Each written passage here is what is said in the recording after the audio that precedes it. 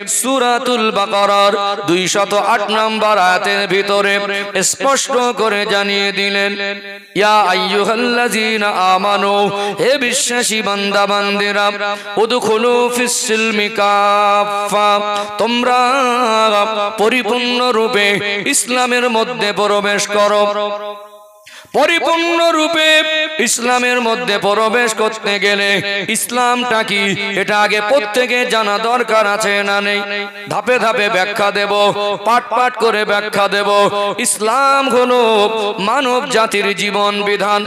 বাক্যটা ছোট হলেও এর ব্যাখ্যার গভীরতা অনেক বেশি। আল্লাহ দয়াময়, তিনি হলেন স্রষ্টা, আর বাকি যা আছে সব আল্লাহ পাকের সৃষ্টি। আমার আল্লাহ যা কিছু সৃষ্টি করেছেন, আপনারা সৃষ্টি সম্পর্কে অজের মধ্যে শুনেছেন 18,000 মাখলুকাত। শুনেছেন না? আল্লাহ হলেন স্রষ্টা, যা কিছু আল্লাহ সৃষ্টি করেছেন, অনেকে বলে থাকেন 18,000 মাখলুকাত।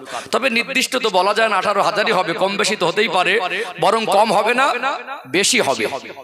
আল্লাহ সৃষ্টি যদি 18,000-এর বেশি হয়, আমার আল্লাহ তার সৃষ্টি জগতের মধ্যে মানুষকে শ্রেষ্ঠ করে আশরাফুল মাখলুকাত করে দুনিয়ায় পাঠালেন। কোরআনুল কারীমে আল্লাহ পাক স্পষ্ট করে জানিয়ে দিলেন, ওয়ালাকাদ কাররামনা বানি আদম, আমি আল্লাহ আদম সন্তানকে সম্মানের জীবন দিয়েছি। বলুন সুবহানাল্লাহ। যা কিছু আল্লাহ সৃষ্টি করেছেন, সৃষ্টির মধ্যে আল্লাহ মানুষকে শ্রেষ্ঠ করেছেন। বলুন সুবহানাল্লাহ। এটা একটা পাঠ, যত ধাপ আগে যাব তত আলোচনা পরিষ্কার হবে ইনশাআল্লাহ। দেখবেন একটা ভালো ঘর করতে গেলে, বিল্ডিং করতে গেলে পরিপাটি মাটিটাকে প্রথম খুঁড়ে দিতে হয়। খুঁড়ে দিতে হয় না? কি হবে কি হচ্ছে অনেকে মানুষ আন্দাজ করতে পারে না। এক এক ধাপ যত কমপ্লিট হয় তত বিষয়টা ক্লিয়ার হয়। এই জন্য গুরুত্বপূর্ণ আলোচনা শুনতে গেলে ধৈর্য ধারণ করে পাট পাট করে আগে বাড়তে হবে। যত ফিনিশিং এর দিকে যাবে তত আলোচনার লাইন আরো পরিষ্কার হয়ে যাবে ইনশাআল্লাহ। তাহলে আমরা হলাম সৃষ্টির শ্রেষ্ঠ। আল্লাহ যা কিছু সৃষ্টি করেছেন, সৃষ্টি জগতের মধ্যে আল্লাহ মানুষকে শ্রেষ্ঠ করেছেন। ও ভাইজানেরা, সোনার মানিক যুবকেরা, আব্বারা মায়েরা, আল্লাহ পাক আমাদেরকে যে শ্রেষ্ঠ করেছেন, আমাদের ভিতরে যে বৈশিষ্ট্যগুলো দিয়েছেন, এই বৈশিষ্ট্যগুলো শ্রেষ্ঠ, এটা আপনি সহজে বুঝতে পারবেন, সহজে অনুমান করা যাবে। আল্লাহ মানুষকে শ্রেষ্ঠ করেছেন। দুনিয়া জমিনে আল্লাহ দয়াময় মানুষ জাতিকে বিবেক বুদ্ধি নামক নিয়ামত দিয়েছে, না দেয় নাই? এই বিবেক বুদ্ধি আমার আপনার মধ্যে আছে। কিছু জীবজন্তুর প্রাণীর মধ্যে আল্লাহ তাদের ব্রেন স্মৃতি দিয়েছে। তবে মনে রাখবেন, মানুষকে আমার আল্লাহ যে কোয়ালিটির বিবেক বুদ্ধি দিয়েছেন, যে ক্যাটাগরির বিবেক বুদ্ধি দিয়েছেন, ওই ক্যাটাগরির কোয়ালিটির বিবেক বুদ্ধি আমার আল্লাহ অন্য কোন মখলুককে দেয় নাই। আজ গোটা পৃথিবীতে কত জীবজন্তুর, কত পশু পাখি, কত প্রাণীকে বিচরণ করতে দেখা যায়। একটা প্রাণীর নাম বলেন যে প্রাণীটা নিজেরা পোশাক তৈরি করে পরিধান করে। মানুষ ছাড়া একটা প্রাণীর নাম বলেন তো, সে যে নিজে পোশাক তৈরি করে পড়ছে, দেখাতে পারবেন? দেখাতে পারবেন না। আল্লাহ কত শ্রেষ্ঠত্ব আমাদের ভিতরে দিয়েছে, জাস্ট একটু কয়েকটা একটু পয়েন্ট তুলে ধরি, আরো ক্লিয়ার হয়ে যাবে ইনশাআল্লাহ। ও ভাইজানেরা, সোনার মানিক যুবকেরা, আব্বারা মায়েরা, আল্লাহ মানুষকে যে ক্যাটাগরির, যে কোয়ালিটির বিবেক বুদ্ধি দিয়েছে, এই ক্যাটাগরি কোয়ালিটির বিবেক বুদ্ধি আল্লাহ অন্য কোন মখলুককে দেয় নাই। আমরা দুনিয়ায় মানুষ হিসাবে কত পশু পাখিকে ঘরে লালন পালন করি, তারা আমাদের মতো খায়, তারা আমাদের মতো ঘুমায়, তারা আমাদের মতো দুনিয়ায় জীবন যাপন করলে তাদেরও পেশাব পায়খানা হয়। আমরা যেভাবে পেশাব পায়খানা করে ওই অপবিত্র থেকে ধৌত করে পবিত্রতা অর্জন করতে পারি, দুনিয়া একটা পশুর নাম বলেন যে পশুটা পেশাব পায়খানা করার পরে তার জীবনের ওই নোংরা পেশাব পায়খানা থেকে ধৌত করে পবিত্র হয়। দেখাতে পারবেন? দেখাতে পারবেন না। ও ভাইজানেরা, সোনার মানিক যুবকেরা, আব্বারা মায়েরা, কোরআনুল কারীমে আল্লাহ দয়াময় 30 নম্বর পারা সূরাতুত তিনের মধ্যে স্পষ্ট করে জানিয়ে দিলেন, আমি আল্লাহ জানিয়ে দিলাম, লাকাদ খলাকনাল ইনসানা ফি আহসানি তাকবীম। আমার আল্লাহ বলছেন, বান্দা বান্দি, আমি আল্লাহ তোমাদেরকে সুন্দর ছাঁচে, সুন্দর পরিকাঠামোয় তৈরি করেছি। মাথার তালু থেকে পায়ের তলা পর্যন্ত শরীরের গঠনকে আমার আল্লাহ কত সুন্দর করে সাজালেন। চোখের জায়গায় চোখ, নাকের জায়গায় নাক, কানের জায়গায় কান, হাতের জায়গায় হাত আমার আল্লাহ এত সুন্দর করে সাজিয়েছেন। এমন ছাঁচে, এমন ফ্রেমে, এমন পরিকাঠামো আল্লাহ তৈরি করেছেন, আমাদের শরীরের গঠনটাকেও আমার আল্লাহ শ্রেষ্ঠ করেছেন। বলুন সুবহানাল্লাহ। এই চোখ যদি কপালে না দিয়ে আল্লাহ পায়ের গড়ালির নিচে দিতেন অসুবিধা হতো না? যতই বড় জমিদার হোক, পয়সা দিয়ে খাবার কিনে খেলেও কৃষক যদি উৎপাদন না করে, আল্লাহরই নিয়ামত, খাটাখাটনি না করে, খাবে কি? তাহলে এই মানুষ যারা চাষবাস করে চোখটা কপালে না হয়ে যদি গাঁটের নিচে যেত অসুবিধা হতো না? হতো না? আল্লাহ যেখানে যা দিলে সুন্দর হয়, সুন্দর করে আল্লাহ আমাদের বানালেন।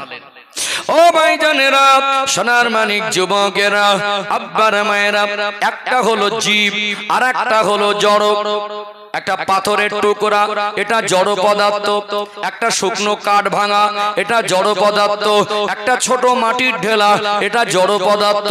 এর ভিতরে ব্যক্তিগত কোনো ক্ষমতা নাই। 10 বছর একটা পাথরের টুকরাকে এক জায়গায় ফেলে দিলে ওই জায়গায় পড়ে থাকবে কি থাকবে না? কিন্তু আমরা হলাম জীব, আল্লাহ আমাদের জীবন দিয়েছেন, আমরা শ্রেষ্ঠ জীব, আশরাফুল মাখলুকাত। আল্লাহ আমাদের এমন বৈশিষ্ট্য দিয়েছেন, আমরা জড় পদার্থর মতো এক জায়গায় বসে 1 মাস কাটাতে পারবো না। আমাদের খেতে হয়, আমাদের চলতে হয়, আমাদের বলতে হয়।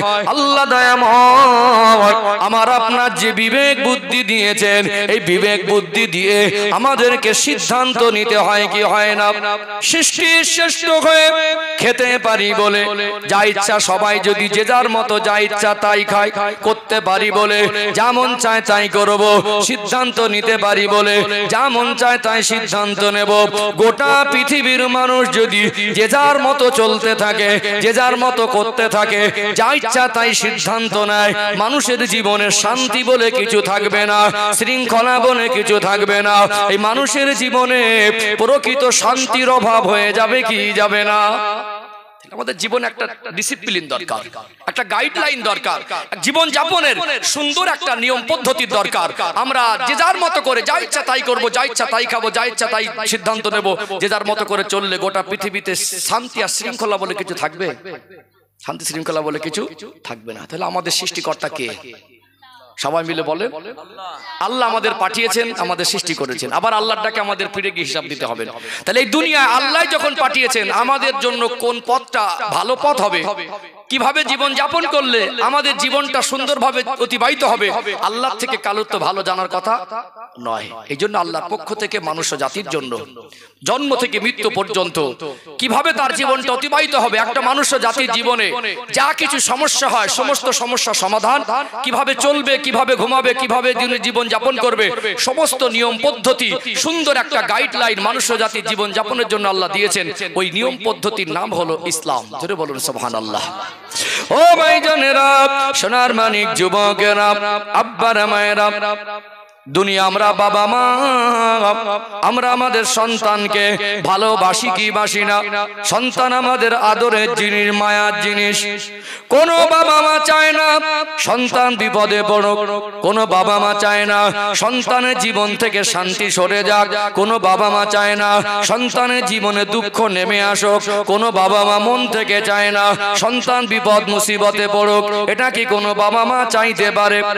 আমরা বাবা মা হয়ে সন্তানের সামান্য ক্ষতি আর কষ্ট আমরা সহ্য করতে পারি না। আল্লাহ বড় দয়াময়, আল্লাহ পাক তিনি বড় মেহেরবান। আল্লাহ পাক বাবার মনে বাচ্চাদের জন্য যতটা মায়া দিয়েছেন, একটা মার বাবা তার সন্তানকে যত বেশি ভালোবাসেন, আমার আল্লাহ তার বান্দা বান্দিদিগকে তার থেকে লক্ষ লক্ষ কোটি কোটি গুণ বেশি ভালোবাসে। জোরে বলুন সুবহানাল্লাহ। কোনদিন আমার আল্লাহ চান না বান্দা বিপদে পড়ুক, কোনদিন আমার আল্লাহ চান না বান্দা সুপথ ভুলে যাক, কোনদিন আমার আল্লাহ চান না বান্দা জীবনটা অশান্ত হয়ে যাক। যাতে জীবনে সুখ শান্তি বলে কিছু থাকে, যাতে সৃষ্টির শ্রেষ্ঠ করেছেন শ্রেষ্ঠত্বটা বজায় থাকে, আমার আল্লাহ তাদের জীবনের গাইডলাইন হিসাবে, জীবন যাপনের নিয়ম পদ্ধতি হিসাবে ইসলাম নামক জীবন ব্যবস্থা দিয়েছে।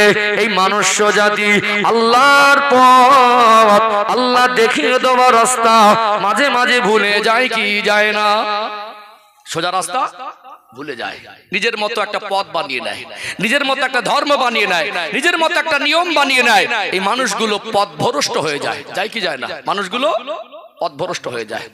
আল্লাহর বড় দয়া, আমার আল্লাহ পথ ভোলা মানুষদেরকে সুপথে ফিরিয়ে আনার জন্য, আমার আল্লাহ তাদের হেদায়েতের জন্য যুগ যুগ ধরে অসংখ্য অগণিত নবী রাসূল পয়গম্বর আলাইহিমুস সালাম দিগকে আমার আল্লাহ পাঠিয়েছেন না পাঠায় নাই? নবীরা কেন দুনিয়া এসেছিলেন? নবীদের কাজ কি ছিল? আমার আল্লাহ নবীদের পাঠানোর একমাত্র কারণ হলো যারা পথ ভুলে গেছে, যারা হেদায়েতের রাস্তা ভুলে গেছে, যারা দুনিয়ায় পথভ্রষ্ট হয়ে গেছে, বিপদের রাস্তা বেছে নিয়েছে, আল্লাহ রেজামন্দির রাস্তা ভুলে গেছে, জান্নাতের রাস্তা ভুলে গেছে, ওই পথ ভোলা মানুষদের হেদায়েতের জন্য আমার আল্লাহ যুগ যুগ ধরে নবী রাসূল পয়গম্বর আলাইহিমুস সালাম দিগকে আমার আল্লাহ পাঠিয়েছেন না পাঠায় নাই? প্রত্যেকটা নবী এসে পথ ভোলা মানুষদেরকে সতর্ক করেছেন, সুপথে ফিরে এসো, এই পথটা তোমার জন্য সোজা, এই পথটা তোমার জন্য শ্রেষ্ঠ, এটা আল্লাহর পক্ষ থেকে তোমার জন্য নির্ধারণ করে দেওয়া হয়েছে, এর বাইরে তুমি মন মর্জি চলতে পারবে না। কোরআন শরীফ আল্লাহ পাক সূরা ইয়াসিনের মধ্যে বলছেন, ওয়া আনি ইবুদুনি হাযা সিরাতুম মুস্তাকিম, তোমরা আমারই ইবাদত করো, এটাই তোমাদের জন্য সোজা রাস্তা। যুগ যুগ ধরে নবীরা পথ ভোলা মানুষ, আল্লাহর পক্ষ থেকে যে জীবন বিধান মানুষকে দেওয়া হয়, ওই জীবন বিধানের বাইরে গিয়ে যখন পথভ্রষ্ট হয়ে যায়, তাদেরকে সুপথগামী করার জন্য, সতর্ক করার জন্য, হেদায়েত করার জন্য লক্ষাধিক নবী রাসূলকে পাঠিয়েছেন না পাঠায়নি? পাঠিয়েছেন না? চলুন আরেক ধাপ আগে বাড়ি, আরেকটু ক্লিয়ার হবে ইনশাআল্লাহ। ও মাইজানেরা, সোনার মানিক যুবকেরা, আব্বার মায়েরা, সমস্ত নবীর পরে আমার আপনার নবী, দয়ার নবী, মায়ার নবীকে আমার আল্লাহ সৃষ্টি জগতের জন্য রহমত স্বরূপ করে, রহমাতাল লিল আলামিন করে আমার আল্লাহ দুনিয়ায় প্রেরণ করলেন। নবী আমার ধীরে ধীরে বড় হলেন, 40 বছর বয়স হলো, আমার আল্লাহ আমার রসুলকে 40 বছর বয়সে নবুয়াত দিলেন। নবুয়াত পাওয়ার পরে নবী আমার দ্বীনের খেদমত শুরু করলেন, এই পথ ভোলা মানুষদেরকে হেদায়েতের বাণী শোনাতে লাগলেন আল্লাহর পক্ষ থেকে, তাদের জন্য আমার আল্লাহ কোরআনুল কারীম নাজিল করতে লাগলেন। এই মনুষ্য জাতির জন্য আমার আল্লাহ হেদায়েতের বাণী হিসাবে কোরআনুল কারীমকে নাজিল করেছেন না করেন নাই? 40 বছর বয়সে নবুয়াত পেলেন। আল্লাহ দয়াময় আমার আপনার নবী, দয়ার নবী, মায়ার নবীকে মাত্র 63 বছরের হায়াতে জীবন দিয়েছিলেন, দ্বীনের খেদমত করলেন মাত্র 23 বছর, মক্কায় 13 বছর আর মদিনায় 10 বছর। ঝিনঝিনা আওয়াজটা একটু মেরে দেন, হালকা ঝিনঝিনা আওয়াজটা একটু, আর বক্স যদি সব ওইদিকে ঘোরানো থাকে দুটো আমাদেরকে ঘুরিয়ে দেন উপরে, ঠিক আছে? নবী আমার 23 বছর ধরে খেদমত করলেন। এই 23 বছরের ব্যবধানে মানুষের জন্য কোনটা হারাম, কোনটা হালাল, কোনটা করণীয়, কোনটা বর্জনীয়, আমার আল্লাহর পক্ষ থেকে ধীরে ধীরে শরীয়তের আইন কানুনকে আমার আল্লাহ নাজিল করলেন। 23 বছর ধরে আমার রসুলের উপরে আসমানি কিতাব হিসাবে পৃথিবীর জমিনের শ্রেষ্ঠ কিতাব কোরআনুল কারীমকে আমার আল্লাহ আমার নবীর উপরে অবতীর্ণ করেছেন না করেন নাই? আমাদের শরীয়তের দলিল হলো কোরআন, শুধু কোরআন না, হাদিস ও শরীয়তের দলিল কোরআন এবং হাদিস। একদিকে যেমন কোরআনুল কারীম আমাদের জন্য শরীয়তের দলিল, অপরদিকে আমার নবীর জবানের বাণীটাও আমাদের জন্য শরীয়তের দলিল। আল্লাহ দয়াময় তিনি নিজে স্পষ্ট করে জানিয়ে দিলেন, 28 নম্বর পারা, সূরার নাম হলো সূরাতুল হাসর। আমার আল্লাহ জানিয়ে দিলেন, ওমা আতাকুমুর রাসূলু ফাখুযুহু ওমা নাহাকুম আনহু ফান্তাহু। আমার নবী যেটা তোমাদেরকে আদেশ করেন ওটাকে তোমরা মেনে নাও, আমার নবী যেটা তোমাদেরকে নিষেধ করেন ওটাকে তোমরা বর্জন করে দাও। অর্থাৎ আমার নবীর কথাটাও আমার আল্লাহ শরীয়তের মধ্যে শামিল করে দিলেন।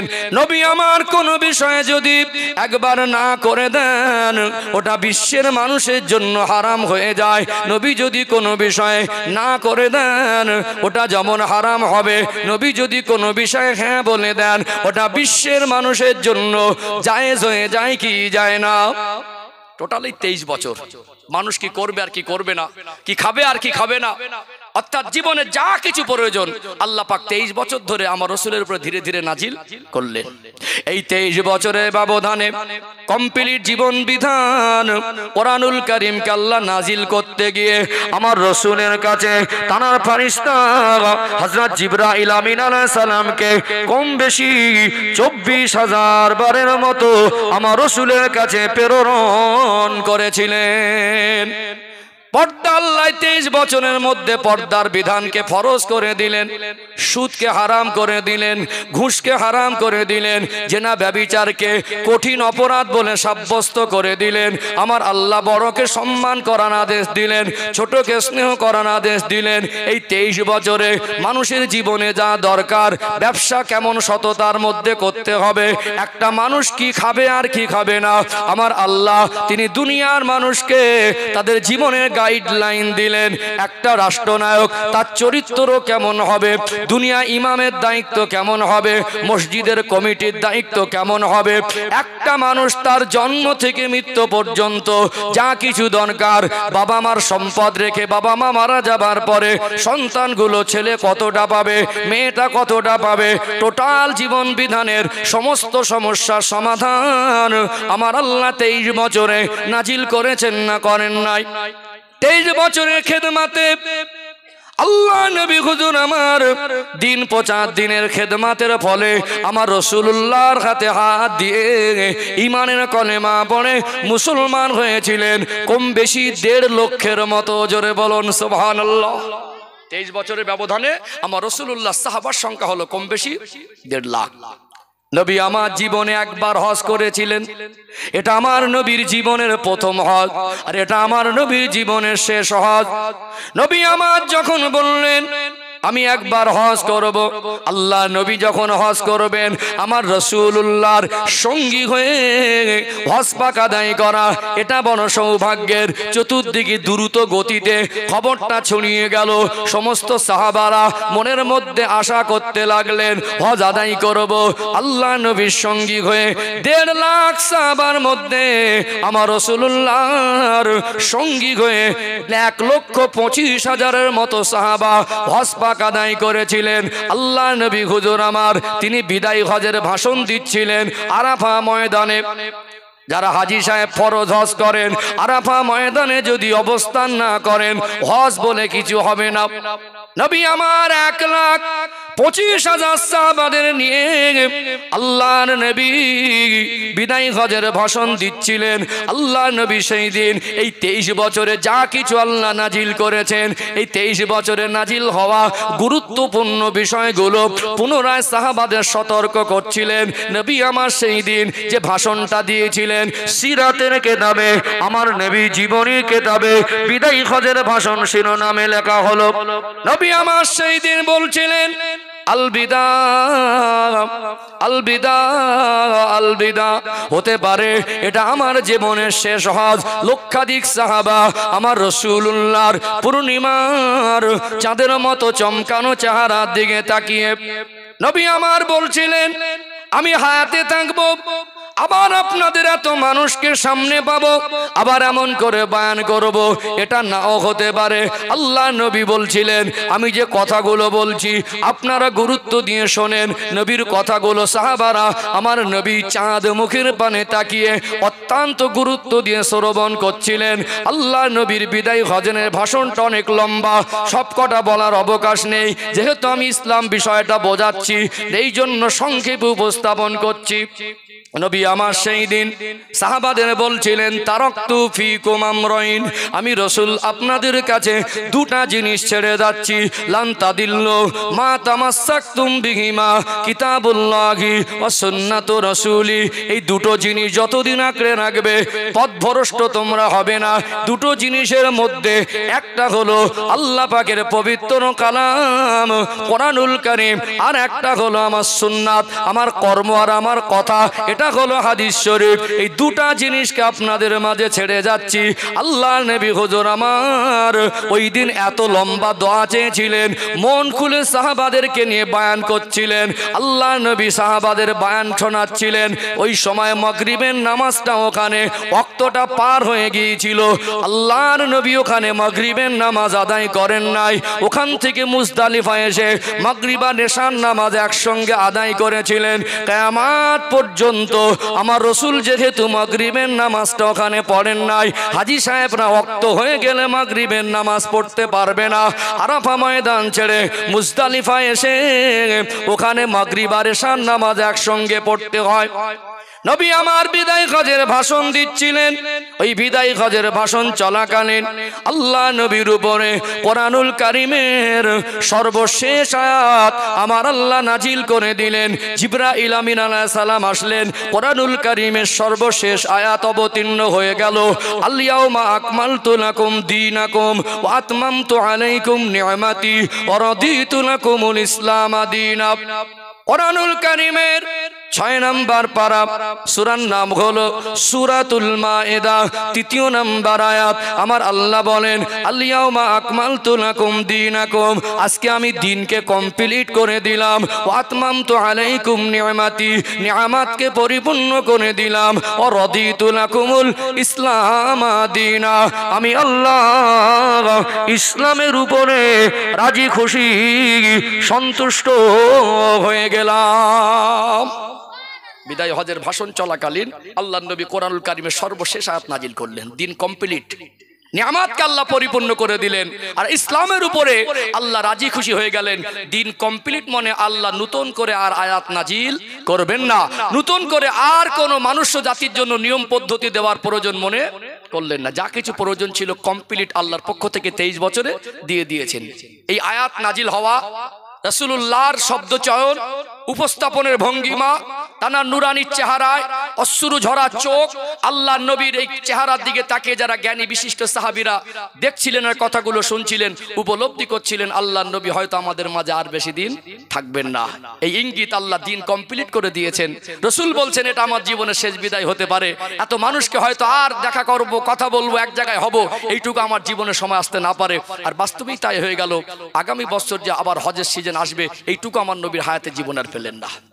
এই 23 বছর আল্লাহ যা কিছু নাজিল করলেন, রাসূল যা কিছু আমাদের দিয়ে গেলেন, এটা মানুষ্য জাতির জীবন যাপনের কমপ্লিট জীবন বিধান। এটাই হলো প্রকৃত দিন, প্রকৃত ইসলাম। এটাই হলো আল্লাহকে পাওয়ার পথ। জোরে বলুন সুবহানাল্লাহ। এই জন্য আল্লাহ পাক কোরআনুল কারীমে বলছেন ইন্না দীনা ইনদাল্লাহিল ইসলাম, একমাত্র আমি আল্লাহর মনোনীত একটাই রাস্তা, সেটা হলো ইসলাম। একটাই পন্থা, যেটা আল্লাহকে পাওয়ার রাস্তা, সেটা হলো দিন। কথা কি বুঝতে পেরেছেন সম্মানিত ভাইরা?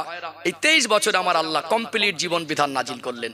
এমন প্রসেসে, এমন পদ্ধতিতে, এমন ভাবে আল্লাহ এই কমপ্লিট জীবন বিধান কিয়ামত পর্যন্ত আর নতুন করে কোনো জীবন বিধান নাজিল হবে না। যেহেতু আমার নবী বলছেন আনা খাতামান নাবিয়িন লা নবিয়্যা বাদি, আমি হলাম শেষ নবী, আমার পরে আর কোনো নবী নেই। অর্থাৎ এই জীবন বিধান যেটা দিয়েছেন কিয়ামত পর্যন্ত, এটা মানুষ্য জাতির জন্য আল্লাহ দিয়েছেন। বলুন সুবহানাল্লাহ।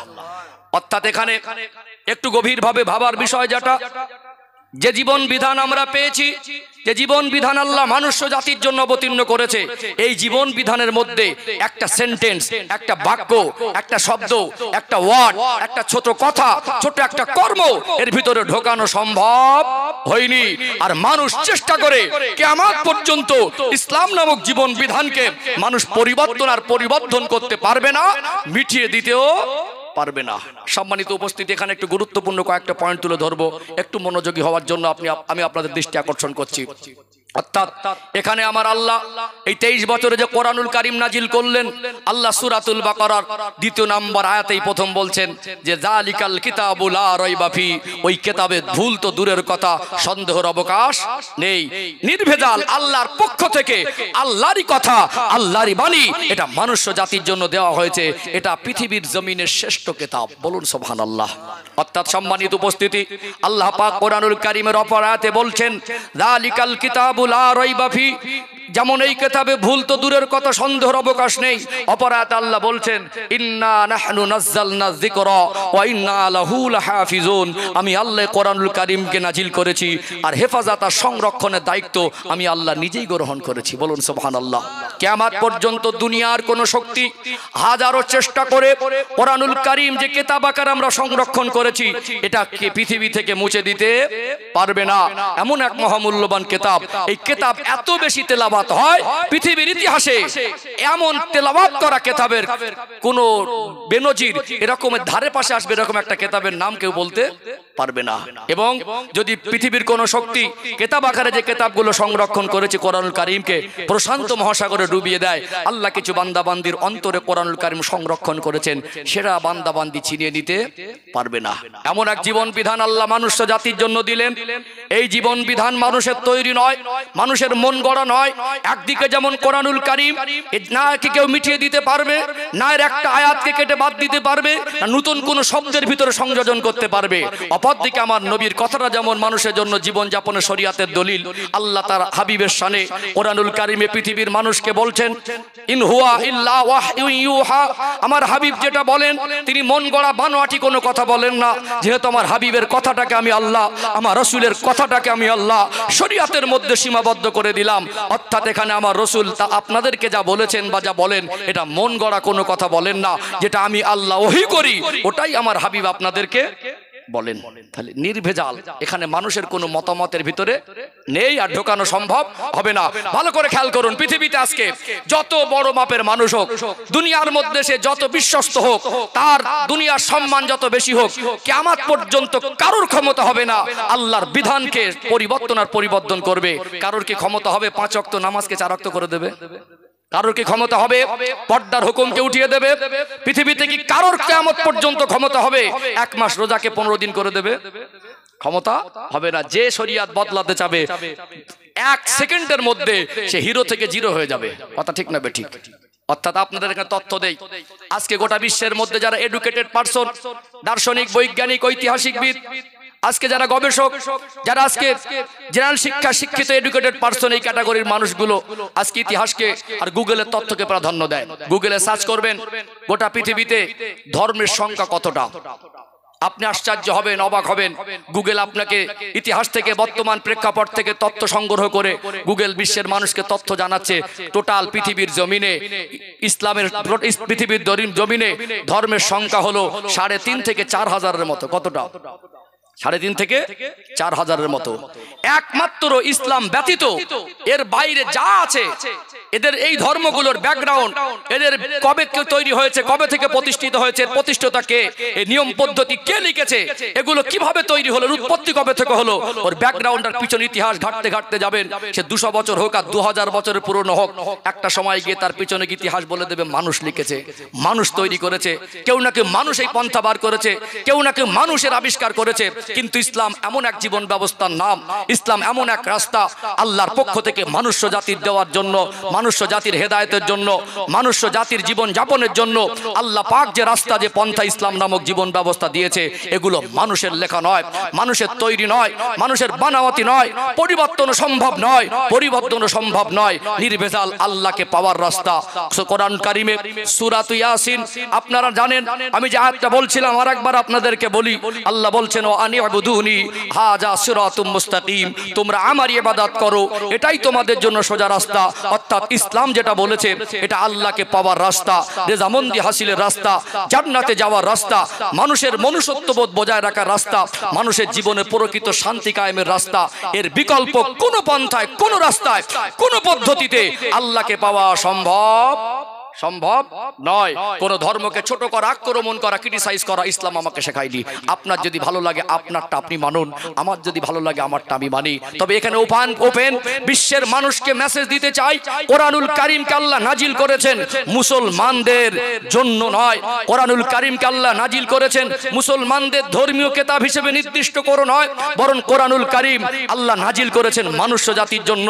আপনি যেই ধর্মের অনুসারী হন, আপনি যদি মানুষ হয়ে থাকেন, কোরআনুল কারীমের জ্ঞান অর্জন করে আমি এটুকু আপনাকে বলতে পারি, কোরআনুল কারীমকে আল্লাহ মানুষ জাতির জন্য দিয়েছেন। আপনি যদি মানুষ হয়ে থাকেন, আপনি ইসলাম ধর্মের মান্যওয়ালা হন আর নাই হন, আপনি যেই ধর্মাবলম্বী হন, কোরআনুল কারীম আমার যতটা, কোরআনুল কারীম আপনার ততটা। আমি সৌভাগ্যবান, ওই শ্রেষ্ঠ কিতাব যেটা আল্লাহরই বাণী, যেটা আল্লাহর পক্ষ থেকে মানুষ জাতির জন্য অবতীর্ণ করা হয়েছে, ওই কোরআনুল কারীমকে শ্রেষ্ঠ কিতাব হিসাবে মেনে আমি কোরআনুল কারীমের আলোগুলো জীবনে বাস্তবায়ন করতে পারছি। এটা আমার জীবনের সৌভাগ্য। আপনি শ্রেষ্ঠ কিতাবকে মেনে নিতে পারছেন না, শ্রেষ্ঠ কিতাবের কথাগুলো আপনি আমল করতে পারছেন না, শ্রেষ্ঠ কিতাবকে স্বীকৃতি দিয়ে সেই কোরআনের আলো আপনার জীবনে বাস্তবায়ন করতে পারছেন না, এটা আপনার দুর্ভাগ্য। কথা ঠিক না বেঠিক? আমি এখান থেকে মেসেজ দিতে চাই, আমাদের নবীকে আল্লাহ মুসলমানদের জন্য নির্দিষ্ট করে নবী করে পাঠায় নাই, বরং 17 নম্বর পারা 10 নম্বর পৃষ্ঠার মিডল পয়েন্টের নিচে খুলবেন, সূরাতুল আম্বিয়া শেষের দিকে আল্লাহ জানিয়ে দিলেন, ওমা আরসালনাকা ইল্লা রাহমাতাল লিল আলামিন, আমি আমার হাবিবকে আমার সৃষ্টি জগতের জন্য রহমত করেছি। স্পেশালি আল্লাহ মানুষের জন্য নবী করেছেন। আমার রাসূল মুসলমানদের ব্যক্তিগত নবী নয়। আমার নবী আমার জন্য যতটা, আপনার জন্য ততটা। আপনার দুর্ভাগ্য সেই নবীকে আপনি শ্রেষ্ঠ নবী হিসাবে মেনে নিতে পারেন নাই। আপনার দুর্ভাগ্য সেই নবীর আদর্শ আপনি ফলো করতে পারেন না। আপনার দুর্ভাগ্য সেই নবীকে আপনি ভালোবাসতে পারেন নাই। আমাদের সৌভাগ্য আমরা সেই নবীর উম্মত হয়েছি, সেই নবীর আদর্শ আমরা বুকে দিয়েছি, সেই নবীর মহব্বতটা আমরা বুকে জায়গা দিয়েছি, এটা আমার সৌভাগ্য। তবে বলি, আমার নবী আমার জন্য যতটা, আপনি যদি মানুষ হন আপনার জন্য অতটা। কথা ঠিক না বেঠিক? ইসলাম এমন এক জীবন ব্যবস্থার নাম, ইসলাম শুধু ব্যক্তিগত মুসলমানদের সম্পদ নয়। আল্লাহ ইসলাম নামক জীবন ব্যবস্থাকে মানুষ জাতির জন্য অবতীর্ণ করেছে, নির্ভেজাল একটা জীবন ব্যবস্থা, যেখানে মানুষের কোনো কথা, মানুষের কোনো মত, মানুষের কোনো তৈরি একটা শব্দ এর ভিতরে ঢোকানো সম্ভব নয়। এরকম নির্ভেজাল আল্লাহকে পাওয়ার পন্থা পৃথিবীতে আর খুঁজে পাওয়া যাবে না। অর্থাৎ ইসলাম আমার যতটা, আপনি যদি মানুষ হন, ইসলাম আপনারও অতটা। অর্থাৎ আমি সৌভাগ্যবান, আমি ইসলামের পথ ধরে চলার চেষ্টা করছি। আপনার দুর্ভাগ্য, আপনি হতভাগা, আপনি প্রকৃত ইসলামের পথটা আপনার জন্য আল্লাহ নাজিল করেছে, কিন্তু আপনি সেই পথে চলতে পারছেন না। আজকে দেখছেন এখানে যারা একটু শিক্ষিত মানুষ, আজকে আমরা সবাই সোশ্যাল মিডিয়ার সঙ্গে প্রায় জড়িত। আজকে দেশ বিদেশের খবরগুলো মুহূর্তের মধ্যে মানুষের কাছে পৌঁছে যায় না? পৌঁছে যায় কি যায় না? আজকে মানুষ যত শিক্ষিত হচ্ছে, মানুষ যত গবেষণা করছে, মানুষ যত উন্নত হচ্ছে, আজকে যুগ যুগ ধরে পৃথিবীতে যদি 3.5 থেকে 4 হাজার মতো ধর্মের সংখ্যা হয়, ইসলাম ব্যতীত অন্য কোন ধর্ম নিয়ে কারোর মাথা ব্যথা আছে দেখেছেন? অন্য কোন ধর্ম নিয়ে কারোর মাথা ব্যথা নেই। যুগ যুগ ধরে ইসলামের দুশমনরা ইসলাম ওয়ালাদের পিছনে লেগে থাকে, ইসলাম ধর্মকে বদনাম করার চেষ্টা করে, পৃথিবীর কাছে চ্যালেঞ্জ করে দেন, ইসলাম এমন এক জীবন ব্যবস্থা, সেটা নির্ভেজাল। ইসলাম এমন এক আলো, পৃথিবীর কোন শক্তি চেষ্টা করে ইসলামের আলো পৃথিবী থেকে মুছে দিতে পারবে না। অর্থাৎ মানুষ কেন ইসলামের পিছনে পড়ে থাকে, কেন ইসলাম ধর্মকে আজকে সমাজের কাছে ভুল ব্যাখ্যা করে ইসলাম ধর্মের পিছনে পড়ে থেকে তারা চক্রান্ত করে, এখানে আপনাদের একটু বোঝা দরকার। দেখেছেন আজকে পৃথিবীর দিকে লক্ষ্য করে দেখুন, পশ্চিমা দেশগুলোতে, ইউরোপ, আমেরিকা যুক্তরাষ্ট্রের মতো জায়গায় যারা এডুকেটেড পারসন, একজন দার্শনিক, একজন গবেষক, একজন এডুকেটেড পারসন, তারা যখন ইসলামের নিয়ে গবেষণা করছে, দুনিয়ার কোন শক্তি তাদেরকে বাধা দিয়ে আটকে রাখতে পারছে না। আল্লাহর নবী সাল্লাল্লাহু আলাইহি সাল্লাম 23 বছরের খেদমতে সাহাবার সংখ্যা রেখে গেলেন মাত্র কম বেশি 1.5 লক্ষের মতো। আজকে গোটা বিশ্বের গুগলের তথ্য বলছে বিশ্বে মুসলমানদের সংখ্যা 190 কোটির উপরে। জোরে বলুন, জোরে বলেন সুবহানাল্লাহ। তাহলে আজকে যুগ যুগ ধরে যতই ইসলামের পিছনে চক্রান্ত হোক, যতই দুশ্মনী করুক, যতই ষড়যন্ত্র করুক, মিটিয়ে দেওয়ার ক্ষমতা তো পৃথিবীর কোনো শক্তির হবে না। বরং বদনাম করলে, ইসলামকে নিয়ে সমালোচনা আনলে ইসলামের লাভ হয়। মানুষের এই ইসলাম সম্পর্কে জানার চেতনা বাড়ে, ইসলাম সম্পর্কে জানার আগ্রহ তৈরি হয়। এর মাধ্যমে বরং ইসলামের বদনাম হয় না, প্রকৃতি ইসলামের ছায়াতলে মানুষের আশাটা সহজ হয়ে যায়। আপনারা ইতিহাস পড়বেন, ডক্টর মরিস বুকাইলির মতো একজন বিখ্যাত গবেষক, সে মনে করলো আজকে গোটা বিশ্বে ইসলাম আলাদের নিয়ে এত কেন টানাটানি, ইসলামটা কি আমার জানা দরকার। সে শ্রেষ্ঠ কেতাব কোরআনুল কারীমকে মুসলমানরা তাদের ধর্মীয় কেতাবের দলিল হিসাবে গ্রহণ করেছে, আসমানি কেতাব। তাহলে ওটাকে গবেষণা করে দেখতে হবে, ওটাকে দেখতে হবে ভালো করে আসলের মধ্যে ভুল আছে কিনা। যদি ভুল পাওয়া যায় তাহলে মানুষের কাছে স্পষ্ট ব্যাখ্যা দেওয়া যাবে না এটা ভুল কেতাব। অর্থাৎ সেই ডক্টর মরিস বুকাইলি কোরআনুল কারীমকে নিয়ে গবেষণা করে দেখলো যেরকম একটা নির্ভেজাল কেতাব, ইসলাম এমন একটা নির্ভেজাল পথ, আল্লাহ শ্রেষ্ঠ নবীকে মানুষ জাতির হেদায়েতের জন্য পাঠিয়েছে। অর্থাৎ আমি জীবনে অন্ধকারে ডুবে আছি, কোরআনের আলো থেকে আমার জীবনটা অন্ধকার হয়ে আছে। এরকম একটা শ্রেষ্ঠ কেতাব যেটা স্রষ্টার পক্ষ থেকে এসেছে, এর থেকে জীবন অন্ধকার করে রাখা বোকামি ছাড়া অন্য কিছু হবে না। এই জন্য দুনিয়ার কোনো শক্তি তাকে আটকে রাখতে পারেনি। ডক্টর মরিস বুকাইলির মতো একজন বিখ্যাত গবেষক আজ সেও ইসলামের ছায়াতলে আশ্রয় নিয়েছে না নেয়নি? নিয়েছে না? ইসলাম এমন এক জীবন ব্যবস্থা যেটা আল্লাহর পক্ষ থেকে মানুষের জন্য দেওয়া হয়েছে। ইসলাম এমন এক জীবন ব্যবস্থা যেটা নির্ভেজাল, এতে মানুষের কোনো মতপথ নেই। ইসলাম এমন এক পন্থা যেটা জান্নাতের রাস্তা। ইসলাম এমন এক পন্থা যেটা মানুষের জীবনের শান্তি কায়েমের রাস্তা। ইসলাম এমন এক রাস্তা যেটা মানুষ্য জীবনের শ্রেষ্ঠত্ব বজায় রাখার রাস্তা। জোরে বলুন সুবহানাল্লাহ। মোটামুটি ক্লিয়ার হলো? আলোচনা বুঝতে পারছেন? অসুবিধা হচ্ছে নাকি? এক একটা গাছের ফল এক এক রকম স্বাদ, এক একটা ফুলের এক এক রকম খুশবু। আমি ফলানো আজও পারি, কাঁদানো আজও পারি, হাসানো আজও পারি, কিন্তু আমার কওমকে আমরা ইসলাম জিনিসটা পৌঁছাতে পারিনি। ইসলামের গুরুত্ব, মহত্ব, তাৎপর্য বোঝাতে পারিনি। তাদের মাথায় আমরা ইসলামের বোঝা চাপিয়ে দেই। আর আজকে আমার সমাজ যারা ইসলামের আলো থেকে জীবনটা অন্ধকার হয়ে আজকে তারা ভিন্ন ধর্মাবলম্বীদের কালচার মেনে নিচ্ছে। আমাদের ঘরের সন্তানরা তারা আজকে অন্য ধর্মাবলম্বীদের কালচার দেখিয়ে দেওয়ার রাস্তায় তারা ধাবিত হচ্ছে। আমরা তাদের কাছে প্রকৃত ইসলামের আলো বোঝাতে পারিনি, এটা আমাদের ব্যর্থতা। তাদেরকে ইসলামের আলোয় আনার জন্য তাদের চিন্তায়, চেতনায়, কথায়, চলনে বলনে, তাদের ছোট থেকে প্র্যাকটিক্যালে তাদের জীবন ইসলামের আলো বাস্তবায়ন করার জন্য আমাদের প্রত্যেকে সচেষ্ট হতে হবে। প্রত্যেকের আমাদেরকে চেষ্টা করতে হবে, প্রত্যেকের আমাদেরকে দায়িত্ব ঘরে নিতে হবে। ইনশাআল্লাহ আমাদের সন্তানরা যদি বুঝতে পারে এটাই একমাত্র মানুষের জন্য শ্রেষ্ঠ পথ, এটা একমাত্র আল্লাহকে পাওয়ার পথ, এটা একমাত্র এই পৃথিবীর জমিনে মানুষ শ্রেষ্ঠত্ব অর্জনের রাস্তা, তাহলে আমাদের সন্তানরা নিশ্চয়ই সেই পথে চলার জন্য আগ্রহ হবে ইনশাআল্লাহ। অনেক মানুষ এসে গেছেন, একটু প্রাণ ভরে তাকবীর দেন, নারী তাকবীর। খিদে লাগার তো কথা না, তো সকাল সকাল একটু আওয়াজ দেন নারী তাকবীর। আর একটু প্রাণ ভরে আওয়াজ দেন নারী তাকবীর। সিলসিলায়ে হক মুজাদ্দিদে জামান মধ্যফিপা গ্রামবাসী বিন্দু নারী তাকবীর।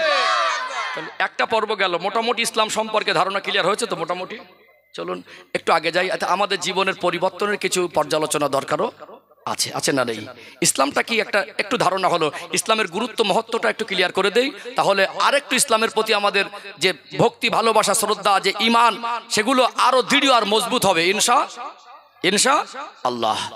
ও ভাইজানেরা, সোনার মানিক যুবকেরা, আব্বারা মায়েরা, আল্লাহ পাক পবিত্র কালাম কোরআনুল কারীমে সূরাতুল বাকারার 208 নম্বর আয়াতে স্পষ্ট করে জানিয়ে দিলেন, ইয়া আইয়ুহাল্লাযীনা আমানু, হে বিশ্বাসী বান্দা বান্দিরা, উদখুলু ফিস-সিলমি কাফা, তোমরা পরিপূর্ণ রূপে ইসলামের মধ্যে প্রবেশ করো।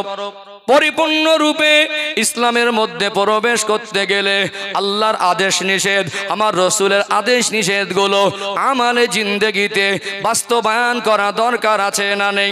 আছে না নেই?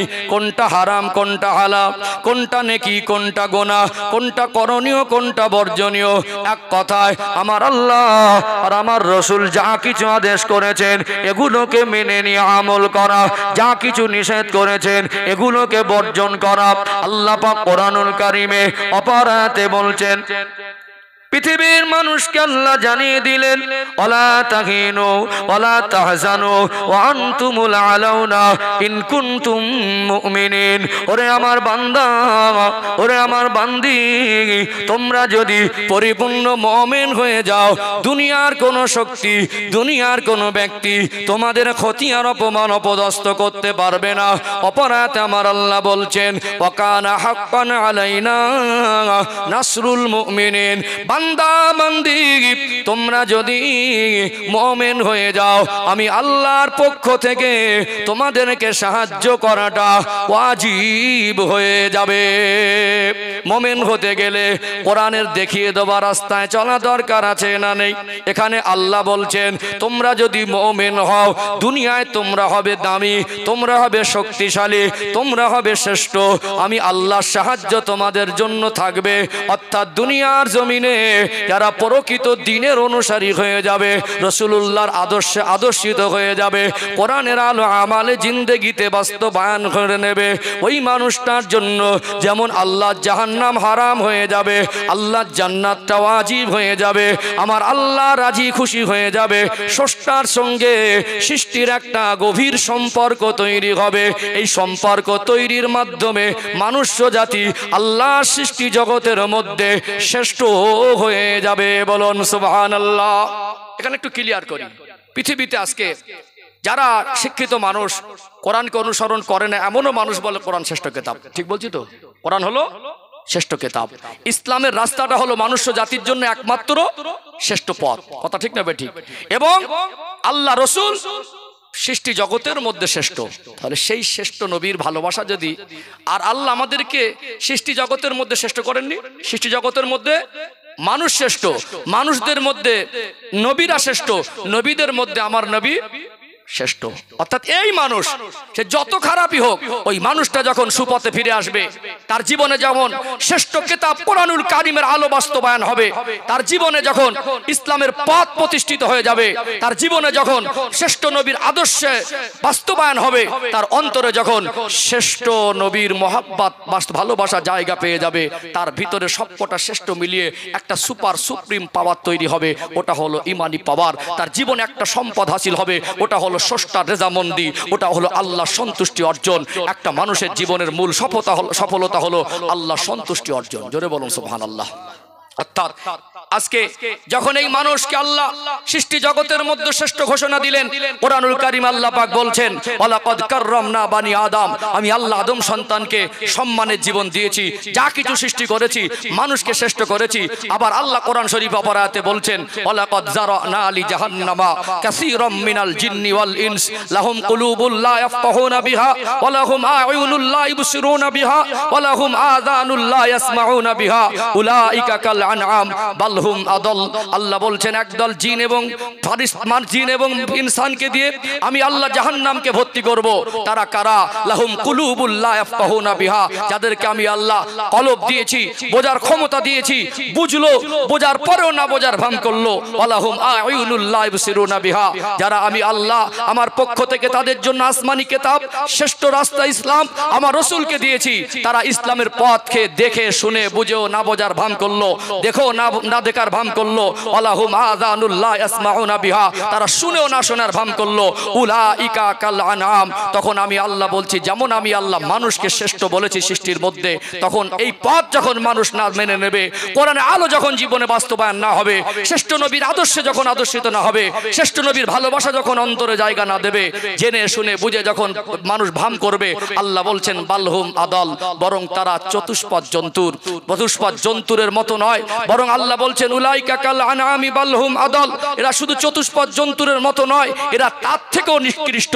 তখন আল্লাহ ঘোষণা দেয়, আমি আল্লাহর দৃষ্টিকোণে তোমরা যখন এই পথের পথিক না হবে, তোমরা যখন কোরআনের আলো ছেড়ে দেবে, তোমরা যখন রাসূলুল্লাহর আদর্শ ছেড়ে দেবে, রাসূলুল্লাহর ভালোবাসা ভুলে যাবে, আমি আল্লাহর সন্তুষ্টি অর্জন থেকে বঞ্চিত হয়ে যাবে, তখন তোমরা শ্রেষ্ঠত্ব থাকবে না, তোমরা নিকৃষ্ট পশু, শূকর, ইঁদুর, বাঁদরের থেকে নিকৃষ্ট হয়ে যাবে।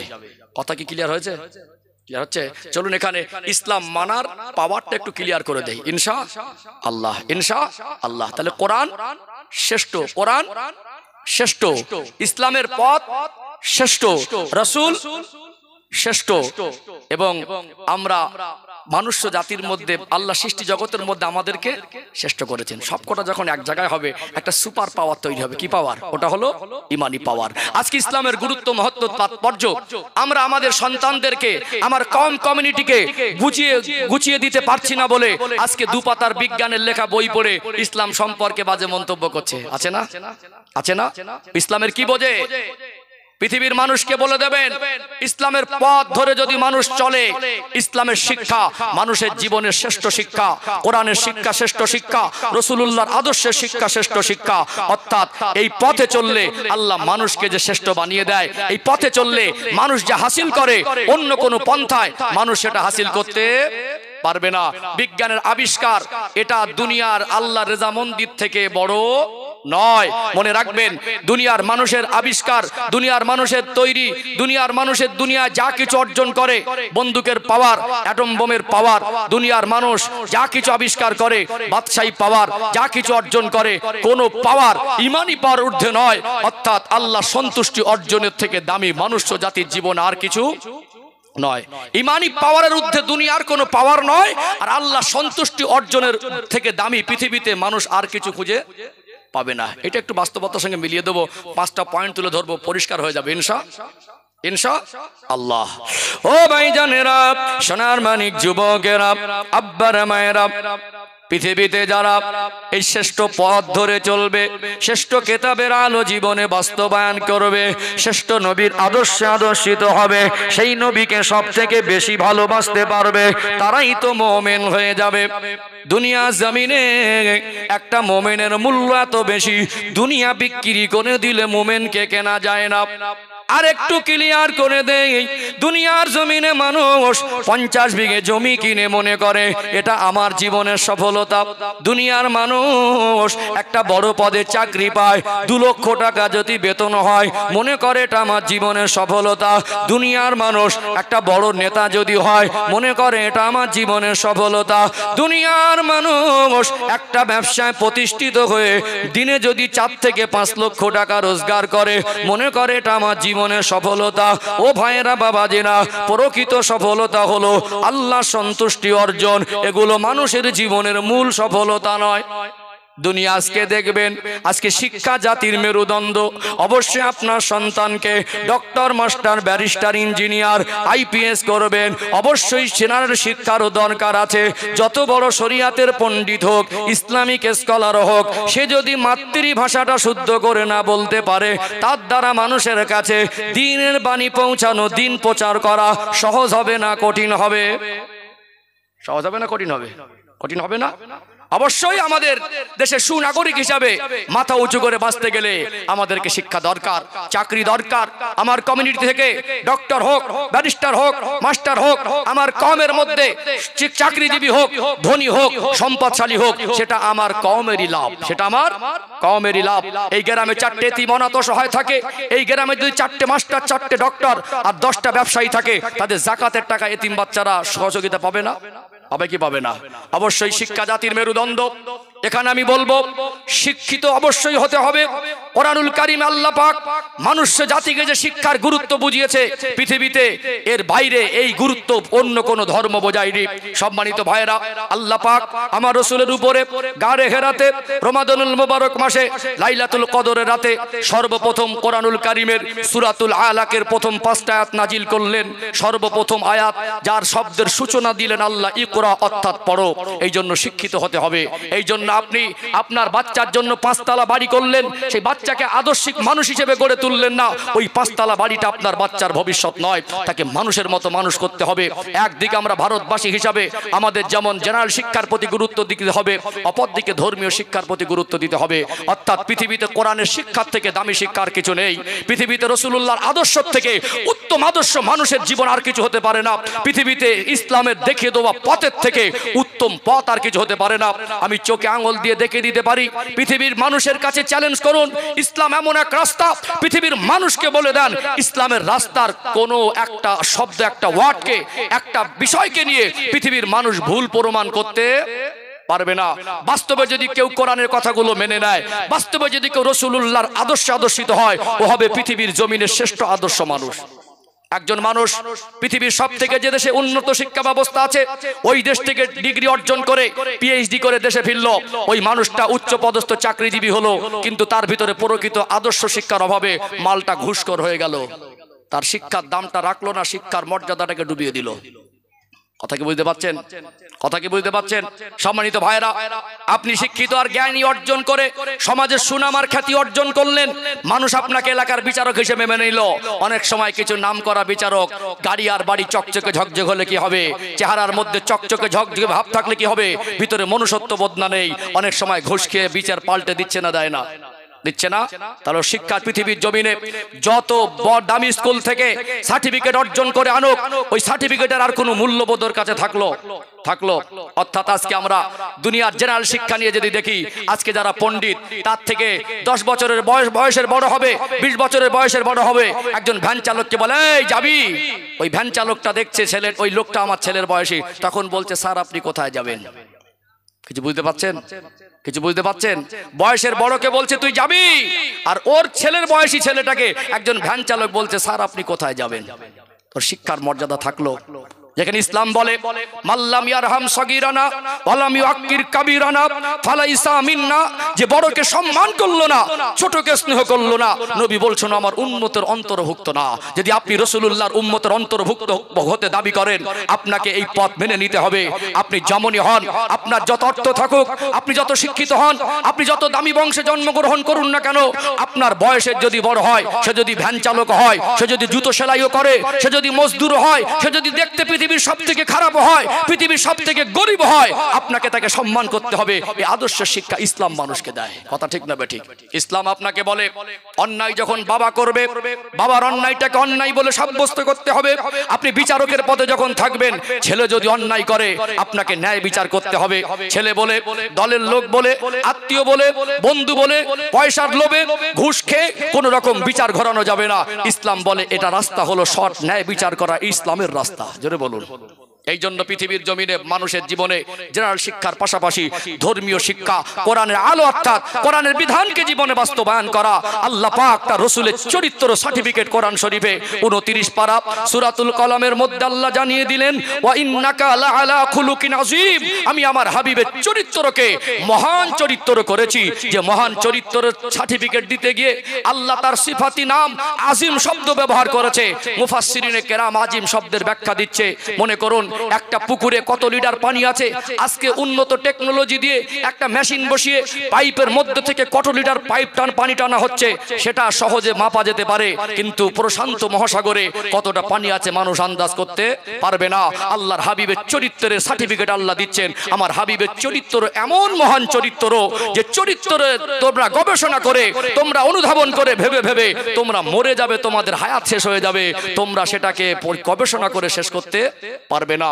আল্লাহ পাক কোরআনুল কারীমে সূরাতুল আহজাবের 21 নম্বর আয়াত আর পারাটাও 21 নম্বর, আল্লাহ বলছেন লাকাদ কানা লাকুম ফি রাসূলিল্লাহি উসওয়াতুন হাসানা, অর্থাৎ আমার হাবিবের মধ্যে রয়েছে তোমাদের জন্য উত্তম আদর্শ। আদর্শ যদি কারো ফলো করতে হয়, একমাত্র আমার রাসূলের আদর্শটা তোমাদের জন্য ফলো করার জন্য উদাহরণ বানিয়ে দিলাম। জোরে বলুন সুবহানাল্লাহ। অর্থাৎ এই পথ হলো শ্রেষ্ঠ পথ। এই পথে চলনেওয়ালার দাম এত বেশি হয়, দুনিয়ার ডক্টর, ব্যারিস্টার, ইঞ্জিনিয়ার, দুনিয়ার নেতা, দুনিয়ার আবিষ্কারক, দুনিয়ার বৈজ্ঞানিক থেকে একজন ইমানদারের দাম আল্লাহর কাছে বেশি হয়। একজন ইমানদারের ইমানি পাওয়ারের মূল্য এত বেশি হয়, দুনিয়া বিক্রি করে দিয়ে ইমানদারের ইমানি পাওয়ার কেনার মূল্য হয় না। চলুন 5টা একটু দৃষ্টান্ত তুলে ধরি, কারণ আয়নার মতো পরিষ্কার হয়ে যাবে ইনশাআল্লাহ। বুঝতে পারছেন? আমি দিচ্ছি তো কতটুকু নিতে পারছেন বুঝতে পারছি না।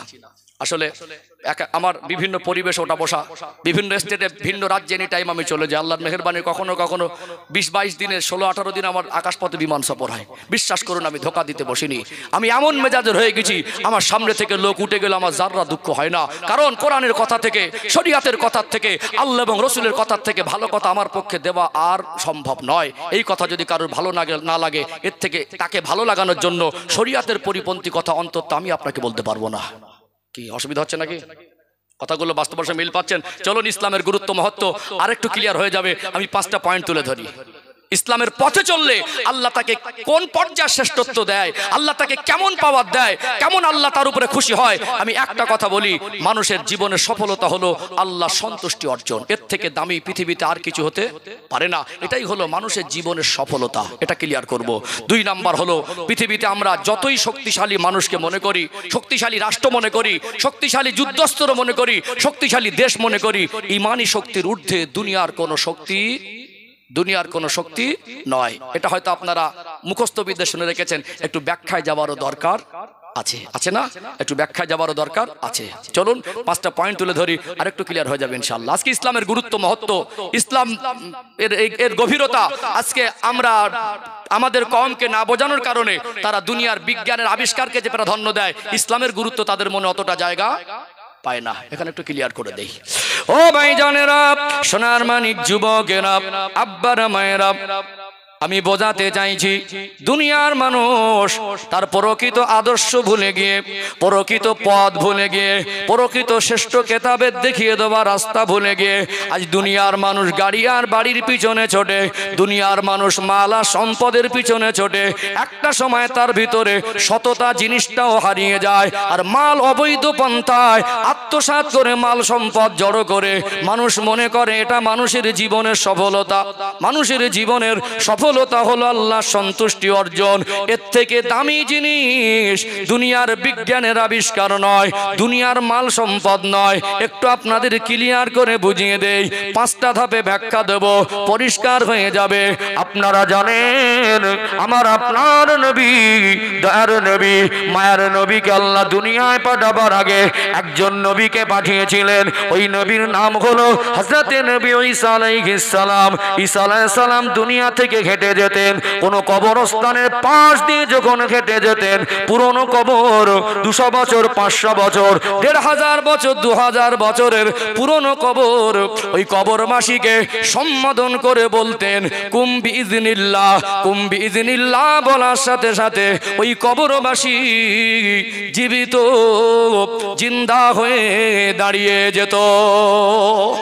জোরে বলেন না সুবহানাল্লাহ। এটা কি মামুলি ব্যাপার মনে করলেন? যদি আল্লাহ পাকের সঙ্গে তার জীবনের সম্পর্ক না থাকতো, তার কথার দ্বারা আল্লাহ কোনোদিনই জীবিত মানুষকে কবর থেকে, মৃত মানুষকে জীবিত করে ওঠাতো না। দুনিয়ার বিজ্ঞানকে বলে দেবেন কিয়ামত পর্যন্ত দুনিয়ার বিজ্ঞান আসবে আর যাবে, একটা মরা মানুষকে জ্যান্ত করতে পারবে না, কখনো পসিবল, সম্ভব নয়। বরং একটা মরা মানুষকে তো জ্যান্ত করতে পারবেই না। আর একটা মানুষকে কবরস্থ করার পরে 200-500 বছর হয়ে গেলে তার লাশটাকে জীবিত অবস্থায় পুনরায় কবর থেকে ওঠাবে, এটা মানুষের পক্ষে কোনোদিনই পসিবল, সম্ভব হবে না। কথা ঠিক না বেঠিক? কথা কি বুঝতে পারছেন? বলুন। আল্লাহ সৃষ্টি জগতের মধ্যে মানুষ জাতি এই ক্যাটাগরি সৃষ্টিটাকে শ্রেষ্ঠ করলেন, আর মানুষদের মধ্যে আল্লাহ নবীদের শ্রেষ্ঠ করলেন, নবীদের মধ্যে আমার নবীকে আল্লাহ শ্রেষ্ঠ করলেন। মানুষ নবীদের সঙ্গে আল্লাহর যে ক্যাটাগরি সম্পর্ক, আমাদের ঠিকঠাক আমাদের জীবনে ওই ক্যাটাগরি সম্পর্ক নেই। এই সম্পর্কের খাতিরে আল্লাহ একজন নবীর কথায় একটা মানুষ, যে মানুষটা 2000 বছর আগেও যদি মরে যায়, তার কবর থেকে আল্লাহ জীবিত করে দাঁড় করিয়ে দেয়। বলুন, আল্লাহর সঙ্গে সম্পর্কের দাম বেশি, দুনিয়ার মাল সম্পদ, অর্থ, অবৈধ সম্পদ জড়ো করা আর বিজ্ঞানের আবিষ্কারের দাম বেশি? কথা ক্লিয়ার হচ্ছে? আর একটু ধাপ আগে বাড়ে, একটু ক্লিয়ার হবে ইনশাআল্লাহ। ও ভাইজানেরা, সোনার মানিক যুবকেরা, আব্বারা, মায়েরা, আল্লাহ দয়াময় আমার আপনার নবীকে এত বেশি ভালোবাসেন, আমার আপনার নবীকে আমার আল্লাহ হাবিব বলেছেন, আল্লাহ সৃষ্টি জগতের মধ্যে আমার নবীর সঙ্গে যেমন গভীরতা সম্পর্ক আল্লাহর সঙ্গে আছে, আমার রাসূলুল্লাহর সঙ্গে আল্লাহর যে সম্পর্কের গভীরতা, আল্লাহ আর কারোর সঙ্গে এত গভীর সম্পর্কে আবদ্ধ হয় নাই। সেই নবীর সম্মান, সেই নবীর মর্যাদা আল্লাহ সৃষ্টি জগতের মধ্যে আছে না নেই?